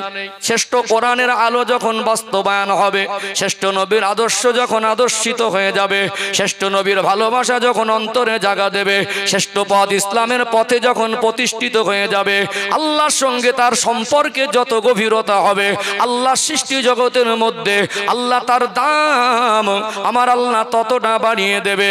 নবী আমার জমিনে দাঁড়িয়ে আসমানের দিকে তাকিয়ে আঙুল দিয়ে ইশারা করেছে, আর আমার রাসূলুল্লাহর আঙুলের ইশারায় আল্লাহ দয়াময় আসমানের চাঁদটাকে দ্বিখণ্ডিত করে দিয়েছে। আজকে আমার ভারতের বিজ্ঞানী, ঈশ্বর বিজ্ঞানীরা যদি চন্দ্রযানকে চাঁদে পাঠায়, এটা আমার কাছে ক্ষণেকের ভারতবাসী হিসাবে ক্ষণেকের জন্য গর্বের হতে পারে। বিজ্ঞানের বাবা 14 পুরুষের ক্ষমতা হবে না, আসমানের চাঁদকে দ্বিখণ্ডিত করে দেবে। বিজ্ঞানের 14 পুরুষের ক্ষমতা হবে না, সূর্য পর্যন্ত পৌঁছাবে। কিন্তু যে নবী আমার আঙুল দিয়ে ইশারা করে দিলে, আল্লাহ আমার রাসূলুল্লাহর আঙুলের ইশারায় আসমানের চাঁদ দ্বিখণ্ডিত করে দেয়। আল্লাহর সঙ্গে সম্পর্কের দাম বেশি আর দুনিয়ার মানুষের আবিষ্কারের দাম বেশি, মাল সম্পদের দাম বেশি। অথচ আমরা সেই স্রষ্টার সঙ্গে সম্পর্কের পথ ভুলে দুনিয়ায় আমরা মানুষের তৈরি পথকে বেশি প্রাধান্য দেই। কথা ঠিক না বেঠিক? আপনি বলবেন নবীদের কথা বলছেন, আমি 5টা ধাপ বলবো, একটু নিচে আসে আর একটু ক্লিয়ার হয়ে যাবে ইনশাআল্লাহ। ও ভাইজানেরা, সোনার মানিক যুবকেরা, আব্বারা মায়েরা, বলুন তো দেখি, নবীদের পরে যদি আল্লাহর কাছে যদি কারো কেউ প্রিয় হয় সেটা হলো আমার রাসূলুল্লাহ। সাহাবারা তারা যেমন ভাবে ইসলামের পথে প্রতিষ্ঠিত হয়েছিলেন, ইসলামের জন্য তাদের খেদমতের মাত্রা যত বেশি, আমার রাসূলুল্লাহকে তারা যত বেশি ভালোবেসেছিলেন, আমার নবীর সঙ্গে তাদের সম্পর্ক যত বেশি ছিল, আমরা ওই মাত্রা সম্পর্ক করতে পারবো না। আল্লাহর পর, আল্লাহর নবীদের পরে আমার আল্লাহ সাহাবাদের সম্মান মর্যাদা দিয়েছে না দেয় নাই? সাহাবায়ে কেরামেরা ইসলামের পথকে বেছে নিয়েছিলেন, আল্লাহর রেজামন্দিটা বেছে নিয়েছিলেন। এতে পৃথিবীর জমিনে মানুষের জীবন এটা হলো শ্রেষ্ঠ অর্জন, এটা হলো শ্রেষ্ঠ সম্পদ, আল্লাহ সন্তুষ্টি অর্জন। নবী আমার দুনিয়া থেকে ওফাত গ্রহণ করলেন, খলিফা হলেন হযরত আবু বকর সিদ্দিক রাদিয়াল্লাহু আনহু, তিনি ইন্তেকাল করলেন, খলিফা হলেন হযরত ওমর ফারুক রাদিয়াল্লাহু আনহু, মুসলিম জাহানের দ্বিতীয় খলিফা। শাসন আমলটা ওমর রাদিয়াল্লাহু আনহুর। আজকে ভৌগোলিক ম্যাপের অবস্থানে আজকে মিশর বলে একটা জায়গা আছে না নেই? মিশর এমন একটা জায়গা, আল্লাহ নবী বেঁচে থাকা অবস্থায় গোটা বিশ্ব ঘুরে ঘুরে দিন প্রচারের সুযোগ পায় নাই। নবী আমার 1.5 লক্ষের মতো সাহাবা রেখে গেলেন, দিন প্রচারটা থেমে থাকেনি। ওমর রাদিয়াল্লাহু আনহুর শাসন আমলে আল্লাহ রসুলের ওফাতের কয়েক বছর পরে মিশরের মানুষ দলে দলে ইসলামের ছায়াতলে আশ্রয় নিয়েছে। এখন যারা মুসলমান হয়ে যাবে, যারা ইসলামের পথটা বেছে নেবে, তাদের জীবনে যত কঠিন সমস্যা হোক, ওই সমস্যা সমাধান মন মর্জি করতে পারবে না, ইসলামের পথে সমাধান খুঁজতে হবে। মুসলমান কি মন মর্জি সমাধান করবে, না জীবনের সমাধান কোরআন হাদিস থেকে নিতে হবে? কোরআন হাদিস থেকে নিতে হবে। এখন মিশরের মানুষ ইসলামের ছায়াতলে আশ্রয় নিল, মিশরের মানুষ হেদায়েতের আলো পেয়ে গেল। মিশরে একটা বিখ্যাত নদী আছে, নদীটার নাম হলো নীল নদ। কি নদী নাম শুনেছেন না? একটা সময় মাঝে মাঝে শুকিয়ে যেত, এখন মিশরের মানুষ তো মুসলমান হয়ে গেল, নদী শুকিয়ে গেছে, এই পানিটা তাদের জন্য অত্যন্ত গুরুত্বপূর্ণ ছিল। তাহলে এখন একটা বড় মুসিবত, সমাধান কি? তখন মিশরের যিনি দায়িত্বে আছেন হযরত আমর ইবনুল আস হুজুর, সবাই তাকে ধরলেন যে এর সমাধান কি হবে। আমর ইবনুল আস হুজুর জিজ্ঞাসা করলেন যে ইতিপূর্বে যখন এরকম কোনো মুসিবত আপনাদের সামনে আসতো তো আপনারা কি করতেন? তখন তারা জবাব দিল, আমরা যখন ইসলামের ছায়াতলে আসিনি, আমরা যখন এক আল্লাহকে বিশ্বাস করিনি, আমরা যখন নবীর আদর্শ পথের বাইরে ছিলাম, অর্থাৎ তখন আমরা একটা যুবতী সুন্দরী মেয়েকে জ্যান্ত বলি দিয়ে তার রক্ত মিশরের নীল নদে দিতাম আর বলতাম নীল নদকে খুশি করলে নীল নদ পানি দেয়। ইসলাম তো কথা বলে না। ইসলাম বলে সর্বভৌম শক্তির অধিকারী একমাত্র আল্লাহ। সূর্য চন্দ্র উদয় হয় অস্তমিত যে আল্লাহর হুকুমে, নদীর স্রোতটাও প্রবাহিত হয় এটা আল্লাহর হুকুমে। জোরে বলুন। তাহলে একটা জীবিত মানুষকে, জ্যান্ত নিরীহ মানুষকে, সুন্দরী যুবতীকে বলি দেওয়া ইসলাম এই কুসংস্কারকে সাপোর্ট করে না। এই কুসংস্কারকে ইসলাম কোনোদিন মেনে নেয় না। তাহলে সমাধান নিতে গেলে কোরআন হাদিস থেকেই নিতে হবে, নিতে হবে না? আমরা যখন কোনো তালাকের কঠিন মাসালায় পড়ে যাই, মুফতিদের কাছে ছুটতে হয় না? ঠাকুর দেন না। তাহলে বর্তমান তখন তদানীন্তন সময়ের মদিনার মসনদে মুসলিম জাহানের দ্বিতীয় খলিফা আমিরুল মুমিনিন খলিফাতুল মুসলিমিন হযরতে ওমর ফারুক রাদিয়াল্লাহু আনহু, তার কাছে মিশর থেকে চিঠি লেখা হলো, হুজুরের সমাধান কি? চিঠিটা যখন মদিনা এসে পৌঁছালো, আমরা চিঠি লিখি মানুষের কাছে, ওমর রাদিয়াল্লাহু আনহু চিঠি লিখেছিলেন মিশরের নীল নদের কাছে। ইতিহাস পড়ে দেখে নেবেন। আল্লাহ নবী সাহাবী খলিফাতুল মুসলিমিন হযরত ওমর ফারুক রাদিয়াল্লাহু আনহু, তিনি চিঠিটা পাওয়ার পরে তিনি চিঠি লিখেছিলেন মিশরের নীল নদের কাছে, এ মিশরের নীল নদ নদী, আমি ওমর, আমার ঈমান এটা আমি জানি, সর্বভৌম শক্তির অধিকারী হলো আল্লাহ। আপনার ভিতর নদীর ভিতরে কোনো শক্তি নাই, তবে আজকে আমি ওমর রাদিয়াল্লাহু আনহু চিঠিতে লিখছেন, আমি ওমর ইবনুল খাত্তাব আমার পক্ষ থেকে এই চিঠি মিশরের নীল নদের কাছে যদি তোর নিজের ব্যক্তিগত ক্ষমতায় যদি স্রোত প্রবাহিত হওয়ার ক্ষমতা থাকে, তোর কাছে আমার যাত্রা সাহায্য কোনো কামনা নেই। আমার আল্লাহর কাছে আমি সাহায্য প্রার্থনা করছি যে আল্লাহর হুকুমে নদীর পানির স্রোতটাও প্রবাহিত হয়। এটা আমি ওমরের ঈমান। আল্লাহর কাছে আমি সাহায্য প্রার্থনা করি আমার এই চিঠিটা মিশরের নীল নদে ফেলে দেওয়ার সাথে সাথে আল্লাহ দয়াময় তিনি যেন আল্লাহর রহমতের পানির স্রোতটা তার বান্দা বান্দীদের জন্য জারি করে দেয়। চিঠিটা পৌঁছালো মদিনা থেকে মিশরে। মিশরের নীল নদে ওমর রাদিয়াল্লাহু আনহুর লেখা চিঠিটা নিক্ষেপ করার সাথে সাথে আল্লাহর হুকুমে ওই শুকনো নদীতে আমার আল্লাহ পানির স্রোতটাকে জারি করে দিয়েছিলেন। জোরে বলেন না সুবহানাল্লাহ।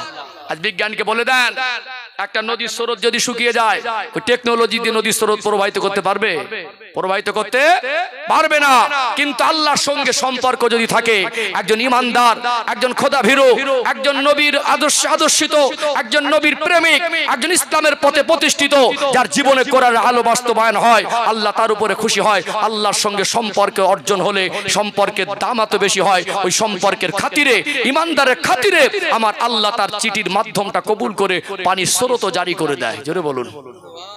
কথা ক্লিয়ার হচ্ছে? আমি বলছিলাম পৃথিবীতে আমরা সফলতা খুঁজি মাল সম্পদের ভিতরে, আমরা সফলতা খুঁজি গাড়ি আর বাড়ির ভিতরে, আমরা সফলতা খুঁজি পদের ভিতরে। প্রকৃত শিক্ষা হলো মানুষের জীবনে কোরআনের শিক্ষা, প্রকৃত আদর্শ হলো রাসূলুল্লাহর আদর্শ। এর বাইরে এত উত্তম আদর্শ পৃথিবীতে আর কোথাও খুঁজে পাওয়া যাবে না। চলুন এখানে এক একটা পয়েন্টে দুটো করে ব্যাখ্যা দিচ্ছি, আর একটু ক্লিয়ার করি। ও ভাইজানেরা, সোনার মানিক যুবকেরা, আব্বারা মায়েরা, আল্লাহ নবী সাহাবী হযরত বেলাল রাদিয়াল্লাহু আনহুর নাম আপনারা শুনেছেন। আজকে আমাদের সমাজে যার পয়সা আছে তার দাম আছে। লোকটা যতই সৎপথে চলুক, লোকটার ভিতরে যত ভালো আদর্শ হোক, ওই লোকটার গাড়ি আর বাড়ি যদি না থাকে, মাল আর সম্পদ যদি না থাকে, সমাজের মানুষ ওকে অবহেলিত করে রেখেছে না রাখে নাই। আজকে দেখবেন বাড়িতে কোনো অনুষ্ঠান হচ্ছে, পাশের বাড়ির গরিব মানুষ, ও গরিব বলে ওকে দাওয়াত দেয় না, দূর থেকে পয়সাওয়ালা মানুষদের ঘরে ডেকে আনে। চিত্তরও দেখা যায় কি যায় না। কোথাও ঘুরতে যাবেন, কোথাও বেড়াতে যাবেন, হয়তো এখানে গিয়ে কথায় কথা উঠে গেল, আপনার বাড়ি কোথায়? বললেন মধ্যপিপায়। বললেন মধ্যপিপা, একটা নাম করা এলাকার নাম, মানুষের নাম বললো চেনেন? যদি খালাতো ভাই ফুফুতে ভাই নাও হয়, বলবে হ্যাঁ চেনা চেনা লাগছে, ভালো সম্পর্ক, ওটা বসা করি। একজন গরিব মানুষ ভ্যান চালিয়ে খায়, লোকটা সুদ খায় না, ঘুষ খায় না, মিথ্যা বলে না, লোকটা কারো জিনিস চুরি করে না, লোকটা 5 ওয়াক্ত নামাজ পড়ে, নবীর সুন্নাতের আমল তার ভিতরে রয়েছে। লোকটা গরিব বলে কুড়ে ঘরে বসবাস করে বলে এখন যদি বলে ভাই লোকটাকে চেনেন? খালাতো ভাই ফুফুতে ভাই হলে বলে চেনা চেনা লাগছে, থাকলে থাকতে পারে। আমরা একটা গরিব মানুষ হলে তার আদর্শ ভালো, তার ভিতরে রাসূলুল্লাহ সুন্নাত যদি থাকে, সে মানুষটা যদি সৎ পথেও চলে, তার পয়সা নাই বলে আমরা মাঝে মাঝে তার থেকে এড়িয়ে যাই না? কথা ঠিক বলছি না ভুল বলছি? দেখবেন একটা গরিব মানুষের দাম নেই, সমাজে মানুষ দাম দিতে চায় না। আল্লাহ নবী সাহাবী হযরত বেলাল রাদিয়াল্লাহু আনহু দেখতে সুন্দর ছিল না। আজকে আমার আপনার পকেটে যদি 100 টাকা থাকে, অনেকের জন্য মনে হয় আমি 100 টাকার মালিক, তিনি ব্যক্তিগতভাবে 1 দিরহামেরও মালিক নয়। আজকে পশু হাটে যাবেন, গরু ছাগল ভেড়া দুম্বা বিক্রি হয়। আজ থেকে 1400 বছর আগে মক্কা মদিনায় বাজারে মানুষ বিক্রি হতো, পয়সার বিনিময়ে ধনী ধনী মানুষ কৃতদাস গোলাম হিসাবে মানুষকে কিনে আনতো।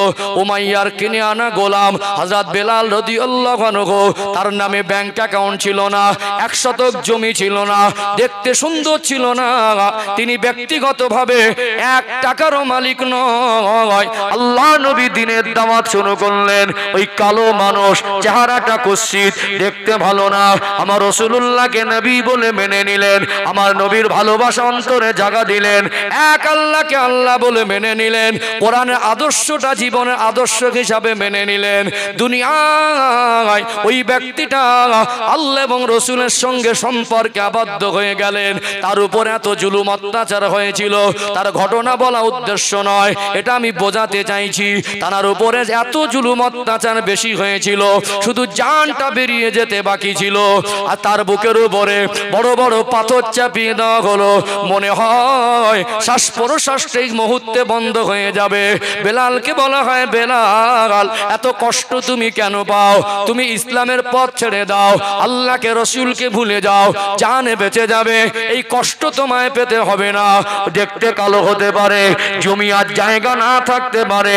ওই মানুষটা বলেছিলেন, এ মক্কা নিষ্ঠুর পাষাণ হৃদয়ের মানুষেরা, তোরা আমাকে কষ্ট দিতে দিতে খুব বেশি বেশি তোরা আমায় মেরে ফেলবি। মরণ তো আজ হলে হবে, না হয় একদিন তো আমায় মরতে হবে। আল্লাহর জন্য যদি আমার মরণ হয়, রাসূলুল্লাহর জন্য যদি আমার মরণ হয়, ইসলামের পথে থেকে যদি আমার ইসলামের জন্য মরণ হয়, ওটা মরণ নয়, ওটা শাহাদাত। আমার আল্লাহ আমার নসিবে কবুল করে নেবে। তবে একদিকে আমি বেলালের জানটাকে যদি রাখা হয়, অপর দিকে আমার আল্লাহ সন্তুষ্টি অর্জনকে যদি রাখি, আমার রসুলের ভালোবাসাকে যদি রাখি, আমি বেলালের নজরে আমার জান আমার কাছে যত দামি মনে হয়, আমার আল্লাহ রসুলের সম্পর্কটা আমার নজরে, আমার বিবেচনায় তার থেকে আমার জানের বিনিময়ে লক্ষ লক্ষ কোটি কোটি গুণ বেশি দামি মনে হয়। জান দিতে রাজি আছি, ওই সম্পর্কটা হারাতে রাজি নয়। আল্লাহর সন্তুষ্টি অর্জন হলো মানুষের জীবনের সফলতা। তিনি দেখতে কালো হতে পারেন, গাড়ি আর বাড়ি না থাকতে পারেন, তিনি যখন জমিন দিয়ে হাঁটতেন আর তানার পায়ের আওয়াজটা আল্লাহ পাকের জান্নাতে শোনা যেত। কি আজান তিনি দিতেন! আজান দেয়নি একদিন, এ বিশেষ এক কারণে।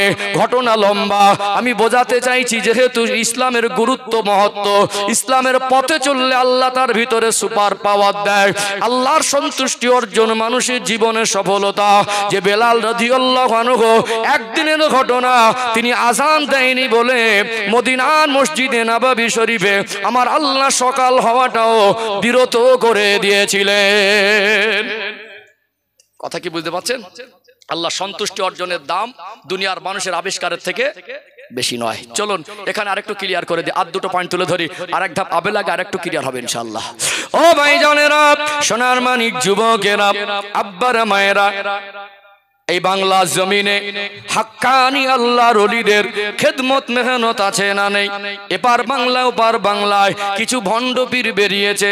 আজকে দুনিয়ার জমিনে অনেকে হয়তো পীর হওয়ার জন্য প্রতিযোগিতায় নামলেও হাক্কানি আল্লাহর ওলিরা আছে না নেই? সবাই বলেন আছে না নেই? ছিল, আছে, আর থাকবে। আমি বিতর্কে থাকি না।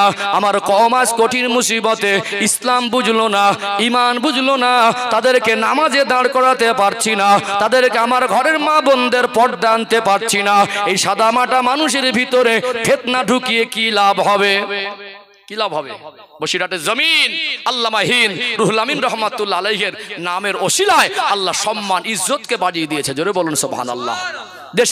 দেশের বাইরেও যাবেন, বিদেশেও যাবেন, গোটা ভারতের কোনায় কোনায় যাবেন, সেখানেও কখনো কখনো আল্লামা হুজুরের কথাটা মানুষ জিজ্ঞাসা করে। আমি কখন আসাম, ত্রিপুরা, মেঘালয় বিভিন্ন স্টেটে যখন মাহফিলে যাই, সেখানে গিয়ে মানুষ বলে বসিরহাটে যখন আমি আমার ঠিকানাটা, যেহেতু আমার মানে বাড়িটা সাগদায় হলেও বাইরে গেলে সাগদার চেনে না, কখনো আমি বাংলাদেশে গেলে ভারত লেখে, কলিকাতা লেখে, কখনো বসিরহাটও লিখে দেয়। আমার ঠিকানা সাগদা বসিরহাটও দেওয়া থাকে, কারণ আমি বসিরহাট লোকসভা এরিয়ার মানুষ, আর জেলা যদি ভাগ হয় আমি এই জেলার মধ্যেই পড়ে যাব। কথা কি বুঝতে পারছেন?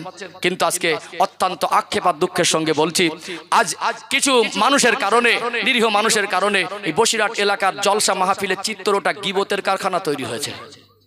আমি কারোর পিছনে কথা বলার সময় নেই, আমার বিতর্কে জড়ানোর যাররা কোনো প্রয়োজন নেই। ভাই আমার কম, এখানে সময়টা আমার কাছে আমানত। এই সময়টা আপনারা যে আমাকে দিচ্ছেন, এটা আমার কাছে আমানত। আমি আমার কওমের জন্য কি করলাম, আমার কওম কতটুকু ইসলাম বুঝলো, আমার কওমকে আজকে আমরা ইসলাম ভালো করে পৌঁছে দিতে পারলাম না, তাদের নিয়ে ঝগড়া বাঁধিয়ে দলাদলি করে লাভ হবে? লাভ হবে? আল্লাহ ওয়ালাদের সোহবাত হাসিল করুন। যেখানে ফিতনা, সে যেই হোক, ফিতনা থেকে সরে গিয়ে এক্ষুনি কঠিন মুসিবত থেকে এড়াতে গেলে দাদা হুজুর কেবলার রাস্তাটা মহতে নেন। আজকে আমার আপনার সঙ্গে ফিতনা হচ্ছে, ছেড়ে দিয়ে আল্লাহ ওয়ালা রাস্তাটা বেছে নেন। কথা ঠিক না বেঠিক? ফিতনা থেকে বাঁচতে হয়। ভাই এখানে আমি একটা মানুষের সম্পর্কে জানবো না, বুঝবো না, একটা অনার্থক কথা বলে দিলাম, আমি আপনাকে একটা ঢিল মারলাম, আপনি আমাকে একটা মারলেন, আমি আপনাকে একটা বড় কথা বললাম, আপনি আমাকে একটা বড় কথা বলে দিলেন। এর কারণে কি হবে? আমিও ধরা পড়ে যেতে পারি, আপনিও ধরা পড়ে যেতে পারেন। এই জন্য ফিতনা থেকে বেঁচে থাকাটা হবে বুদ্ধিমানের কাজ। কঠিন ফিতনার সময় আল্লাহ আমার কওমকে হেফাজত করেন, বলেন আল্লাহুম্মা আমিন। ওই সমস্ত ফিতনা জড়ানোর সময় আমার থাকে না। আর ওসব ফিতনা আমি সামান্য যাররা কোনো গুরুত্ব যার কাছে করবে, যার হিসাব সে দেবে। আসলে এগুলো খুব গভীরভাবে নিরপেক্ষভাবে যদি মন দিয়ে দেখেন না, আল্লাহর ভয়ের অভাব মানুষের মনে, আল্লাহর ভয়ের অভাব। আল্লাহ আমার কওমকে প্রকৃত ঐক্যবদ্ধতার সঙ্গে মিলেমিশে কাঁধে কাঁধ মিলিয়ে ভ্রাতৃত্ব ভালোবাসার সঙ্গে আল্লাহ আমাদের ইসলামের উপরে প্রতিষ্ঠিত হওয়ার তৌফিক দান করেন, বলেন আল্লাহুম্মা আমিন, বলেন আল্লাহুম্মা আমিন। ও ভাইজানেরা, সোনার মানিক যুবকেরা, আব্বারা মায়েরা, যেটা বোঝাতে চাইছিলাম, আল্লাহ ওয়ালাদের খেদমত মেহনত এই বাংলা জমিনে আছে না নেই? সাহাবাদের পরে যদি কারোর সম্মান বেশি হয়, সাহাবাদের পরে যদি আল্লাহর সঙ্গে কারোর সম্পর্ক বেশি হয়, তানারা হলেন মুমিন বা আল্লাহওয়ালা। কথা ঠিক না বেঠিক? এই ভারতবর্ষের জমিনে আমার রাসূলুল্লাহ তিনি দ্বীনের খেদমত করার জন্য আসার সৌভাগ্য আমার নবীর হয় নাই। আমার নবী এখানে তিনি আসার সুযোগ পায় নাই, বরং আল্লাহ আমাদেরকে খুশ নসিব করেছেন। আল্লাহ রসুল তিনি হিন্দুস্তানের বাদশাহ হযরত খাজা মাইনুদ্দিন চিশতি আজমিরি সঞ্জারি রাহমাতুল্লাহ আলাইহিকে এই ভারতের জমিনে পাঠিয়েছিলেন না পাঠায় নাই? তখন গণতন্ত্র ছিল না, স্বাধীন রাষ্ট্র ছিল না, এক একটা এরিয়ায় রাজারা শাসন করত, রাজতন্ত্র ছিল, চেহারায় ছিল একটা নুরানি স্বচ্ছতা, পোশাকে ছিল আমার রাসূলুল্লাহর আদর্শ, ভিতরে ছিল ঈমানি শক্তি। দুনিয়ার অ্যাটম বোম নিয়ে আসেনি, যুদ্ধস্ত্র নিয়ে আসেনি, লক্ষ লক্ষ কোটি কোটি সৈন্য নিয়ে আসেনি। আজকে দুনিয়ার কত নেতা মন্ত্রীর পাওয়ার দেখায়, রাজত্বের পাওয়ার দেখায়। আল্লাহ মাঝে মাঝে পৃথিবীর মানুষকে বুঝিয়ে দেয়, হিন্দুস্তানের বাদশাহ খাজা মাইনুদ্দিন চিশতি আজমিরি সঞ্জারি রহমাতুল্লাহ আলাইহি যখন এই ভারতের জমিনে এসেছিলেন, যখন ওই রাজস্থানে পৌঁছালেন, ওই এরিয়াতে বাদশাহ পৃথ্বীরাজ চৌহানের রাজত্ব চলছিল। একজন ইমানদারকে তার রাজ শক্তি দিয়ে তার এরিয়া থেকে তাড়িয়ে দেওয়ার সুযোগ হয় নাই, তাড়িয়ে দেওয়ার সাহস আর তাড়িয়ে দেওয়ার কোনো রকম ক্ষমতা হয় নাই, বরং আল্লাহ ওলাদের জীবন থেকে পৃথিবীর মানুষকে মেসেজ দেয়, ইমানি শক্তির ঊর্ধ্বে রাজ শক্তি নয়। একজন ইমানদার তার পরনে সেলাই করা জামা থাকতে পারে, একজন ইমানদার সেই মানুষটার কাছে বন্দুকার মানুষ শক্তি না থাকতে পারে, ইমানি শক্তি থাকে। মানুষ যদি মুমিন হয়, ওয়াকানা হাক্কান আলাইনা নাসরুল মুমিনিন, আল্লাহ বলে বান্দা, ওরে আমার বান্দি, তোমরা যখন মুমিন হয়ে যাবে, আমি আল্লাহর পক্ষ থেকে তোমাদেরকে সাহায্য করাটা ওয়াজিব হয়ে যাবে। একজন প্রকৃত ইমানদার ব্যক্তি, প্রকৃত মুমিন আল্লাহ ওয়ালা তার ইমানি পাওয়ার দিয়ে বুঝিয়ে দিলেন, পৃথ্বীরাজের রাজ শক্তিটাকে ইমানি শক্তি দিয়ে নাকানি চওয়ানি খাইয়েছিলেন না খাওয়ায় নাই? খাইয়েছিলেন না? একটা ইমানদারের লোটার মধ্যে আল্লাহর সঙ্গে বান্দার সম্পর্কের খাতিরে আনা সাগরের পানিটাও আল্লাহ ভরে দেয়। জোরে বলুন, জোরে বলেন। বিজ্ঞানের সফটওয়্যার হ্যাং করবে, বিজ্ঞানের সফটওয়্যার হ্যাং করবে। আনা সাগরের পানি লোটার মধ্যে গেল কি করে? কথা কি বুঝতে পারছেন? আল্লাহ রেজামন্দি সম্পর্কের যত দাম বেশি হয়, ইসলামের পথে প্রকৃত পক্ষে প্রতিষ্ঠিত হলে যত দাম সম্মান অর্জন বেশি হয়, মনে রাখবেন অন্য কোনো পন্থায় এত সফলতা অর্জন হয় না। আমার আপনার পীর মুর্শিদ আমিরুশ শরিয়াত কুতুবুল আলম মুজাদ্দিদুজ জামান হযরত দাদা হুজুর পীর কেবলা রাহমাতুল্লাহ আলাইহির সঙ্গে গোবরডাঙ্গা সেজে বাবুর ঘটনা আছে না নেই? আছে না? তিনি বুঝিয়ে দিয়েছিলেন, দেখতে ফকির বাবা হতে পারে, দাড়িয়ার টুপি দেখে অ্যালার্জি আর চুলকোনা হতে পারে, তোমার বন্দুকের শক্তিটা ইমানি শক্তির ঊর্ধ্বে, ইমানি শক্তির ঊর্ধ্বে নয়। কখনো কখনো ইমানি শক্তির কাছে বন্দুকের শক্তিটাও পরাজিত হয়েছে না হয়নি? হয়েছে না? অর্থাৎ ইমানি শক্তিটা হলো মানুষের জীবনের সবথেকে সুপ্রিম পাওয়ার। আল্লাহ রেজামন্দি হলো মানুষের জীবনের সফলতা, তার সঙ্গে আল্লাহর সাহায্য থাকে, আমার আল্লাহ তার উপরে সন্তুষ্ট হয়, আল্লাহ তাকে হেফাজত করার দায়িত্ব গ্রহণ করে নেয়। বলুন সুবহানাল্লাহ। চলুন লাস্ট পয়েন্ট আমি একটু ক্লিয়ার করে দেখানে, আমি এই পয়েন্টটা বলে শেষের দিকে আসবো ইনশাআল্লাহ। ও ভাইজানেরা, সোনার মানিক যুবকেরা, আব্বারা মায়েরা, আজ থেকে 50 বছর আগের ইতিহাস আমি ভালো জানবো না, কেন আমার বয়স তো এখন 50 হয় নাই, 38 এভারেজ হবে। কিন্তু অনেক মুরব্বী মানুষ আছেন, আজ থেকে 50 বছর ইতিহাস আপনারা দেখেছেন। কখনো আমার আল্লাহ অনাবৃষ্টি দিয়ে দিতেন, খরা হয়ে যেত। ওই সময় আল্লাহর বান্দা বান্দিরা পেরেশান হয়ে যেত।